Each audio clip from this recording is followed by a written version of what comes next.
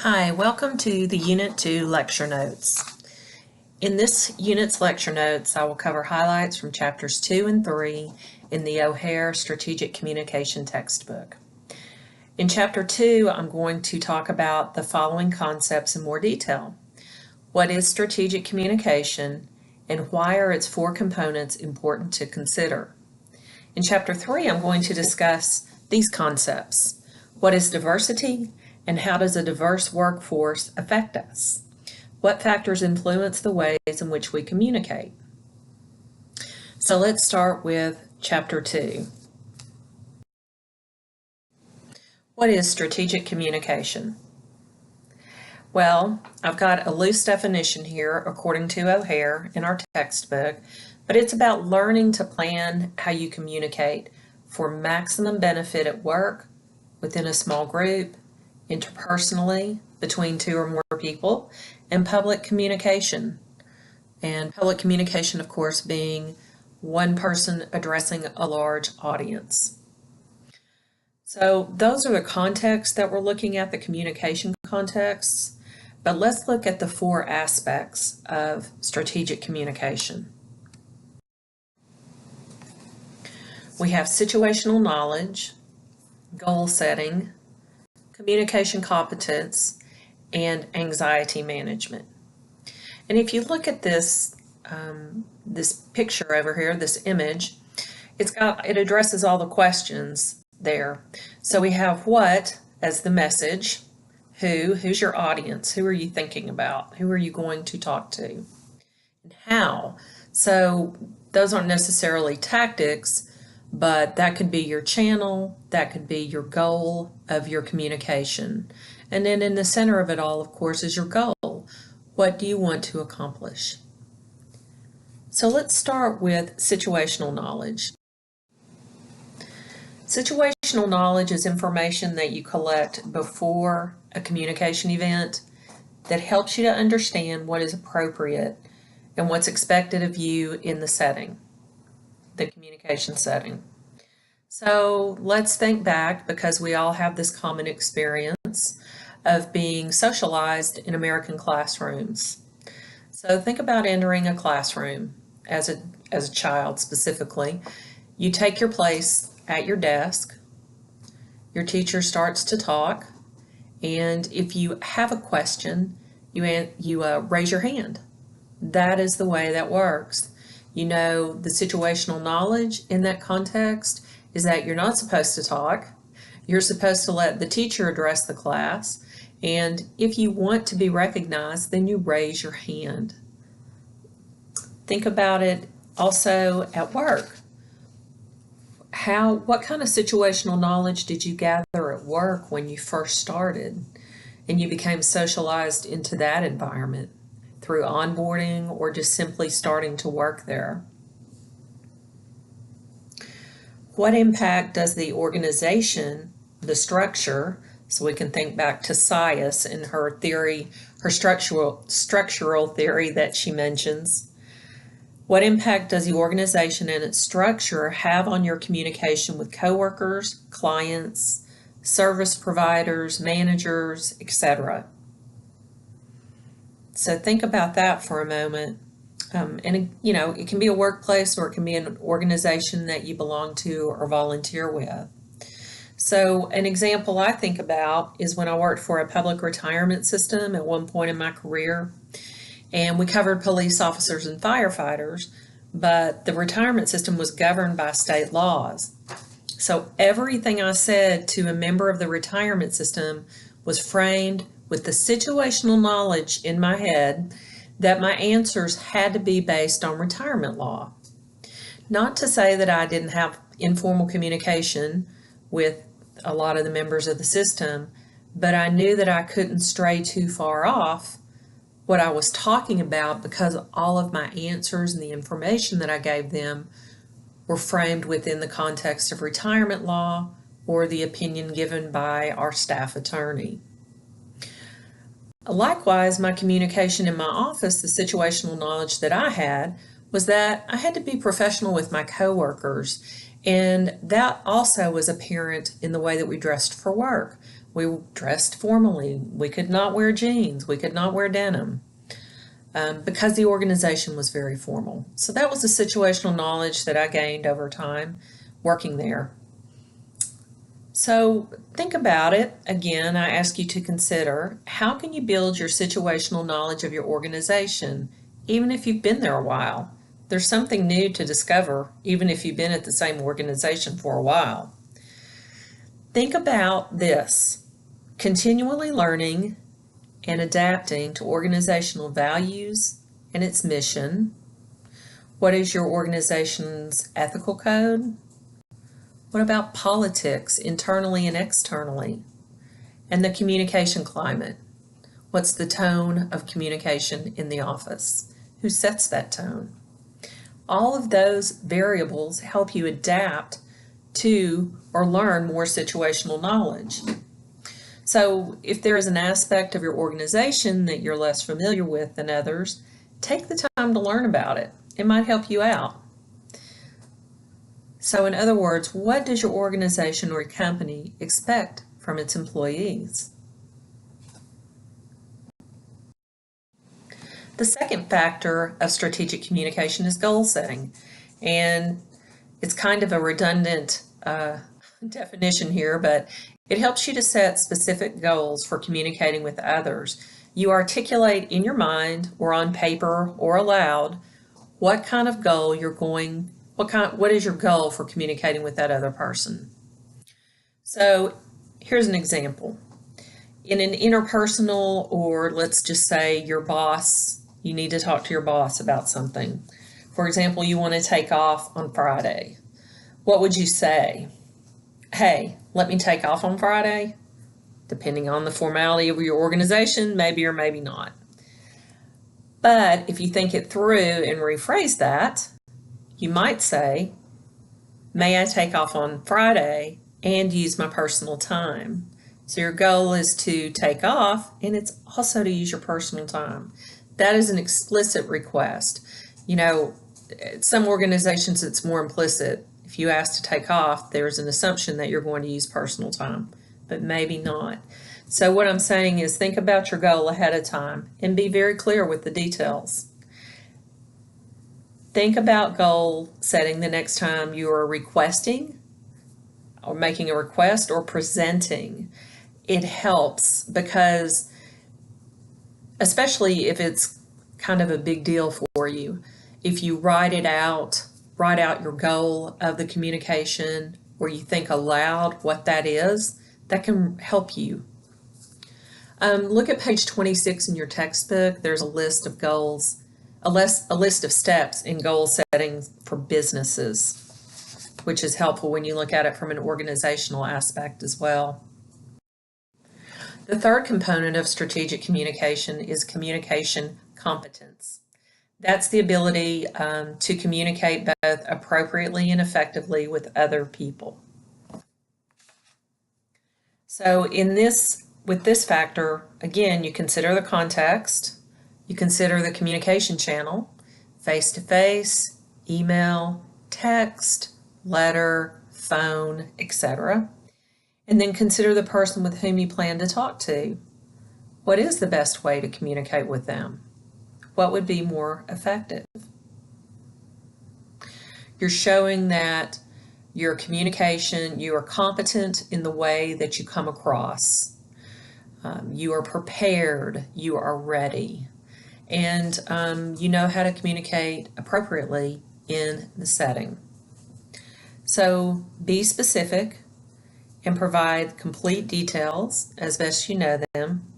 And you can also ask for feedback or confirmation that your message was received in the way in which you meant to send it. All right, the fourth component of strategic communication is anxiety management. And that's the ability to control nervousness, fears, stress, and worries associated with a communication encounter. You may already have some strategies in place that you use to control nervousness. I know that I do. If it's going to be, again, to use the formal term, a big deal, haha, I think about it in advance. I think about what I'm going to say, what is my goal, but how can I manage my anxiety because I might be really nervous. So a lot of times I write a script basically in my head and practice what I'm going to say because that helps me be less nervous when I think about what I'm going to say. I don't know about you guys, but I have the tendency to blurt sometimes, so it's really important to me to be able to control my nervousness and know what I'm going to say. Think about the ways that you control nervousness. Maybe they work for you, maybe you need some new strategies. And think about the causes of communication anxiety. Meeting someone new, a new setting, a formal situation. Maybe past experiences have made you feel anxious. Maybe you gave a talk to a larger group and it didn't go so well. So here you are now faced with speaking to a larger group and you feel anxious. And then maybe it's just the number of people in the room. Again, I mentioned the large group, but it can also be a small group. Sometimes I get more nervous speaking to a small group of people than I do to a larger group. So it just depends. But think ahead of time about some strategies to help you control that anxiety. And then you'll come across looking more competent in your communication, and that will be helpful. Maybe you guys can share some strategies that you use in our class. All right, let's move on. That's all I wanted to talk about in Chapter 2. I just wanted to pull out and talk a little more about strategic communication and the 4 factors associated with it. Let's go to Chapter 3, and let's talk about diversity in the workplace. We hear the word diversity a lot in our culture. In fact, I heard it at a meeting Saturday for an organization that I'm part of. And I just thought, wow, that's very timely because that's what we're talking about in my class. If you look at this image that I put up here, I like it for a couple of reasons. One is that because it mentions different ways of diversity. It's very common for us just to think about age, ethnicity, race, religion, gender. It's very common. Those are the very common ways we think about diversity. But when you look at this image, it also has thinking styles. So perhaps that takes into account introverted and extroverted people. Sexual orientation, experiences. So I thought those were interesting ways to look at diversity. So now that I've talked about diversity, let's define it. Let's see. O'Hare states it very simply. It's the state of differences among people. It's on page 38 in your text.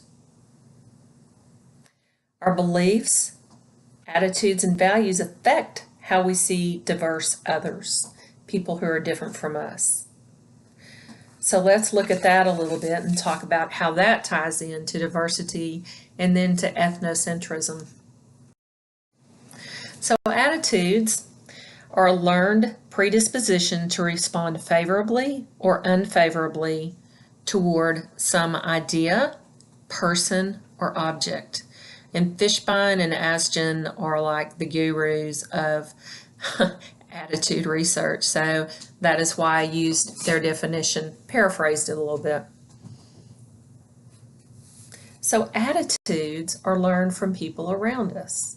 It could be your best friend, it could be your parents, it could be an influential coworker or leader, but we learn attitudes from those around us.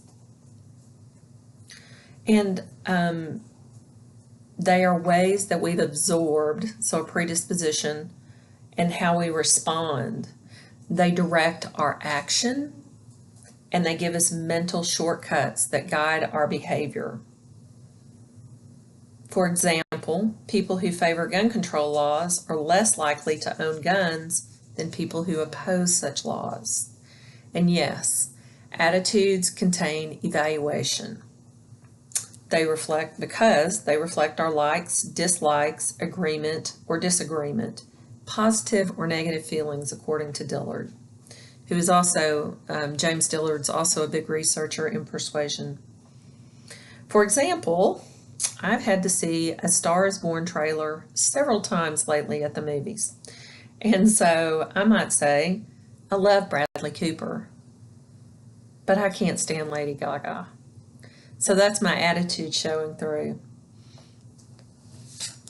Belief next, and these are ideas that we accept as true about what is right and what is wrong.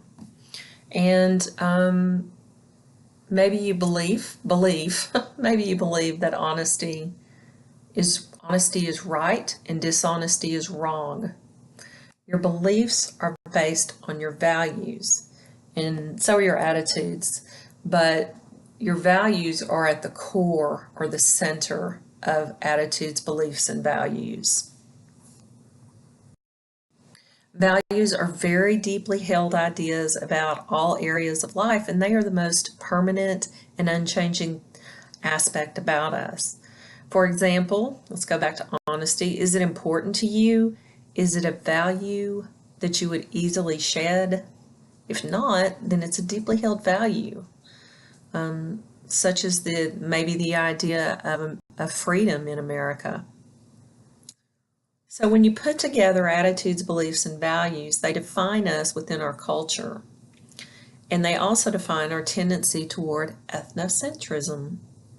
And you've probably seen this concept a lot in your communication and other classes, but it's the way in which individuals evaluate others outside of their culture based on their own cultural standards. So if you've taken intercultural communication, you've studied this.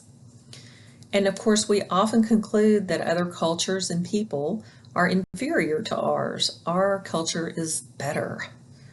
Every culture does this. I'm not just talking about the US only. Each culture has a tendency to believe that their food, language, laws, ways of living, etc., are superior to other cultures. And of course, a stronghold on one's own ethnocentrism can lead to conflict when working with people who are different from you. So this is where diversity comes back in. Take the time to understand and think about your ethnocentrism. How does it, or how might it affect the way you work with others in your organization? What are some ways you can manage it? And what do we hear? Diversity. We hear tolerance a lot in relation to diversity, and I don't necessarily like that word because it means that you're just kind of putting up with something.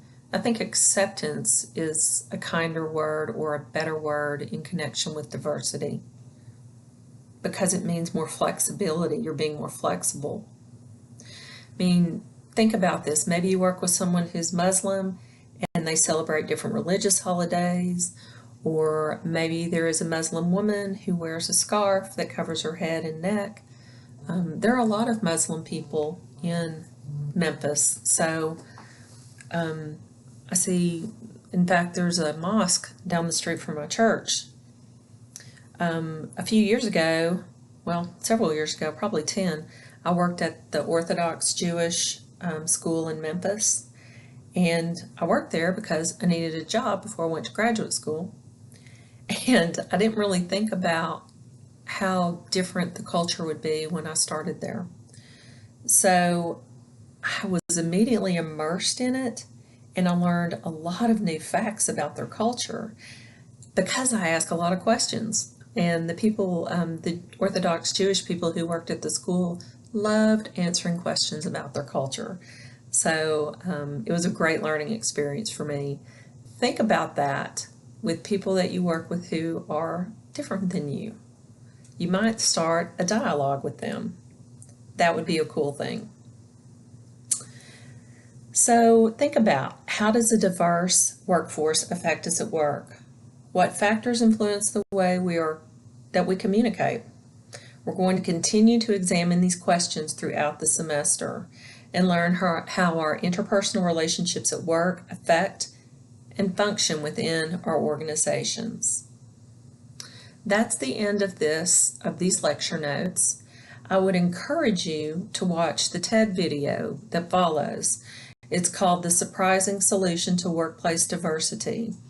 It's just for you to think about. I didn't ask for a discussion board question on it, but for those of you who are more curious or want to think more deeply about diversity, I think that the TED video is worth watching.